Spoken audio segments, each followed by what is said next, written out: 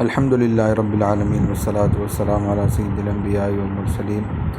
وعلی آلہ واصحابہ اجمعین۔ میں مولوی صدیق اکبر یوٹیوب چینل اسرا ٹی وی سے۔ ضلع مظفر نگر و سہارنپور دہلی کے شمال کی جانب تقریباً 40 میل کے فاصلے سے شروع ہونے والا وہ علاقہ جو کہیں حضرت شاہ عبدالعزیز کی زبان میں مائے جون آب جمنا سے سیراب ہوتا ہے، اور کہیں اس کی سرسبز و شاداب وادیاں دریائے گنگ کی فیاضیوں سے ہمکنار ہوتی ہیں، جس نے کبھی تاریخ میں اپنا کوئی مستقل نام پسند نہیں کیا، جس کی نشاندہی آج کل ضلع مظفر نگر اور ضلع سہارنپور سے کی جاتی ہے۔ جس طرح وہ زرعی لحاظ سے زرخیز ہے، ویسے ہی انسانیت کے نقطہ نظر سے مردم خیز اور بلحاظ سیاست انقلاب انگیز واقع ہوا ہے۔ اس علاقے میں مسلمان اگرچہ تعداد میں کبھی بھی زیادہ نہیں ہوئے، مگر جہاں تک 250 سال کی تاریخ کا تعلق ہے، اخلاق، کردار اور ذہنی صلاحیتوں کے لحاظ سے ان کا درجہ ممتاز رہا ہے۔ تھانہ بھون، کیرانہ، کاندلہ، شاملی، پھلت، کھاتولی، جھانسٹھ، جھنجھانا، بڈھانا، دیوبند، نانوتا، گنگوہ، منگلور، رڑکی، امبیٹھ، رائے پور، رامپور، منہیاران، نکڑ اس علاقے کے مشہور قصبے ہیں۔ سیدنا شاہ ولی اللہ صاحب قدس اللہ سرہ العزیز، جن کی تعمیر کردہ صراط مستقیم پر اس دور کے علماء احرار قدم بڑھاتے رہے، ان کی دادھیال اگرچہ سونی پت میں تھی، مگر ننیالی رشتہ اسی علاقے سے تھا، اور قصبہ پہلت میں آج تک وہ مکان بلکہ وہ کوٹھری موجود ہے جو آپ کا مسقط راز تھا۔ حسن علی خان اور عبداللہ خان سے کون واقف نہیں، جنہوں نے سلطنت مغلیہ کے آخری دور میں وزارت ہی نہیں کی بلکہ بادشاہ گر رہے۔ ان کا اور ان کے خاندان یعنی سادات بارہ کا مسکن یہی علاقہ رہا، اور پھر جب با احساس ہندوستانیوں کے سیاسی شعور نے وارد انگریزوں کے مقابلے کے لیے تیر کمان درست کرنے شروع کیے، تو یہی علاقہ تھا جس نے حضرت سید احمد شہید رحمہ اللہ کے مجاہدانہ اقدام کے لیے سب سے پہلے اپنی حدود کو فرش راہ بنایا۔ حضرت سید احمد صاحب شہید رحمہ اللہ کی تحریک کا تذکرہ شاندار ماضی کی جلد 2 میں گزر چکا ہے۔ آپ کا سب سے پہلا دورہ اسی علاقے کے رہنماؤں کی دعوت پر ہوا تھا، اور اس علاقے سے خود سید صاحب کی دلچسپی کا یہ عالم تھا کہ آپ نے سردھنا ضلع میرٹھ سے سہارنپور تک تقریباً 40 میل کے خطے کو اپنے اوقات عزیز کے 3 ماہ عطا فرمائے۔ شیخ الاسلام حضرت مولانا عبدالحی صاحب رحمہ اللہ، جو حضرت سید احمد صاحب شہید رحمہ اللہ کے نہ صرف مشیر خاص بلکہ اس تحریک کے لیے دماغ اور قلب کی حیثیت رکھتے تھے، ان کا وطن اسی علاقے کا قصبہ بڈھانا تھا۔ اس آفتاب رشد و ہدا یعنی حضرت سید صاحب کے فیوز کی کرنیں اس علاقے کے مسلمانوں نے کس طرح سمیٹی اور اس کے سوز و حرارت کو کس طرح قلب و جگر میں پیوست کیا، اس کے متعلق اپنے دور کے نبض شناس اور صاحب بصیرت فاضل مورخ مولانا سید عبدالحی صاحب رحمہ اللہ کا تبصرہ ملاحظہ فرمائیے۔ حضرت سید صاحب کے دورے سے تقریباً 1 صدی بعد اس مبصر و مفکر کا احساس یہ ہے کہ اس وقت تک سہارنپور کے جس قدر قصبوں میں جانے کا اتفاق ہوا ہے، وہاں ہر فرد و بشر کو سید صاحب کا دم بھرتے پایا ہے، جو ہے ان کی محبت میں چور ہے۔ میں نے اپنی عمر میں سید صاحب کا اتنا چرچا کہیں نہیں دیکھا۔ پھر جس کو یہ معلوم ہے کہ شیخ الہند مولانا محمود الحسن صاحب اسیر مالٹا، جنہوں نے 20ویں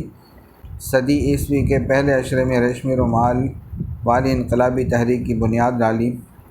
جن کے فیض صحبت سے مولانا عبید اللہ سندھی، ڈاکٹر مختار احمد صاحب انصاری مفتی اعظم ہند،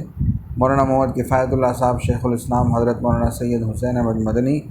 اور رہنمائے سرحد خان عبدالغفار خان صاحب جیسے جنگ حریت کے سپہ سالاروں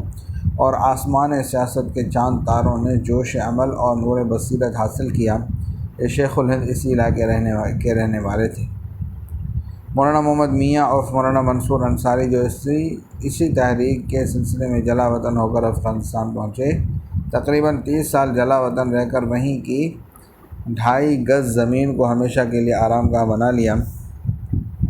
ان کا مولد و مسکن بھی اسی علاقے کا مشہور قصبہ امبیٹ تھا، جو 11ویں صدی ہجری میں قطب وقت حضرت شاہ ابو المعالی کے فیوض و برکات کا مطلع اور مرکز رہا ہے۔ آزادی ہند کی وہ غیر متشددانہ نان وائلنس تحریک جو مقاومت بالصبر کے اصول پر 1917 سے 1947 عیسوی تک 30 سال متواتر چلتی رہی، جہاں تک مسلمانوں کا تعلق ہے اس تحریک کا مرکز یہی علاقہ تھا۔ بے شک خاندان عبدالغفار خان اور ان کے ساتھیوں خدائی خدمت گاروں کے بے شمار قربانیوں کو نظر انداز نہیں کیا جا سکتا۔ یہی وہ جانباز تھے جن کے خون شہادت نے اضلاع صوبہ سرحد کے چپے چپے کو لالہ زار مظلومیت بنایا، مگر کون نہیں جانتا کہ ان پٹھان سرمستوں کو جس سیکدہ سے بے خودی اور وارفتگی کی یہ دولت نصیب ہوئی تھی وہ یہی دیوبند تھا، جہاں علامہ انور شاہ کشمیری جیسا جہبذ وقت بادائے حریت کو شریعت کے جام زری میں ڈھال رہا تھا،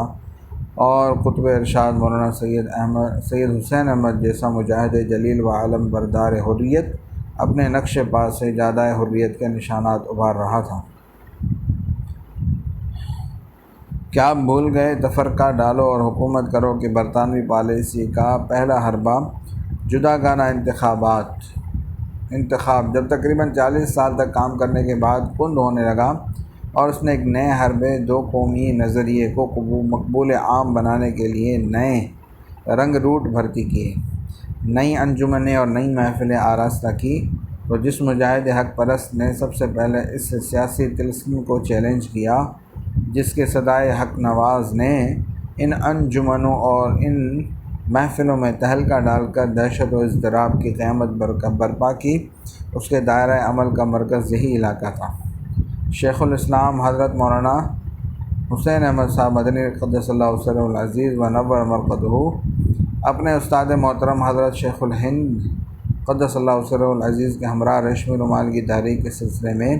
4 سال تک نظر بند رہنے کے بعد جب مالٹا سے رہائی پا کر ہندوستان پہنچے تو یہی علاقہ تھا جس نے اپنی عظمت و برتری کی دستار آپ کے قدموں میں ڈالی، ایک معزز مہمان کی طرح آپ کو سر اور آنکھوں پر بٹھایا، آپ کی ہر ایک دعوت پر لبیک کہتے ہوئے جنگ آزادی میں آگے بڑھ کر حصہ لیا۔ ملک میں 2 قومی نظریے کی ہوا چلنے لگی تو ڈٹ کے اس کی مخالفت کی، اور جب 1945-46 میں تقسیم ہند کے سوال پر الیکشن ہوا تو تقریباً ہر ایک سیٹ پر اس کو شکست دی۔ مختصر یہ کہ جب اس علاقے کی تقریباً 250 سالہ تاریخ پر نظر ڈالی جاتی ہے تو جس طرح وہ عزم و ہمت، بلندی فکر، روشن خیالی، وطن پروری اور حریت نوازی کی ایک سنہری زنجیر نظر آتی ہے، اس کی کوئی بھی کڑی کہیں سے ٹوٹی ہوئی نہیں ہے، تو قدرتی طور پر سوال پیدا ہوتا ہے کہ 1857 کے انقلابی دور میں اس علاقے کا کردار کیا رہا، اور یہاں کے علماء اور زعماء بالخصوص اس طبقے نے جو حضرت سید صاحب سے وابستہ تھا کیا خدمت انجام دی۔ اس موقع پر تاریخ کے ایک طالب علم کی حیرانی ناقابل بیان ہو جاتی ہے جب وہ دیکھتا ہے کہ صفحات تاریخ پر مالا گڑھ اور فرخ نگر جیسے گمنام مقامات کے نام موجود ہیں، لیکن اس علاقے اور اس کے مجاہدین کا کوئی تذکرہ نہیں۔ صلی اللہ تعالیٰ علی حبیب سیدنا محمد وعلی آلہ وصحبہ اجمعین برحمتک یا ارحم الراحمین۔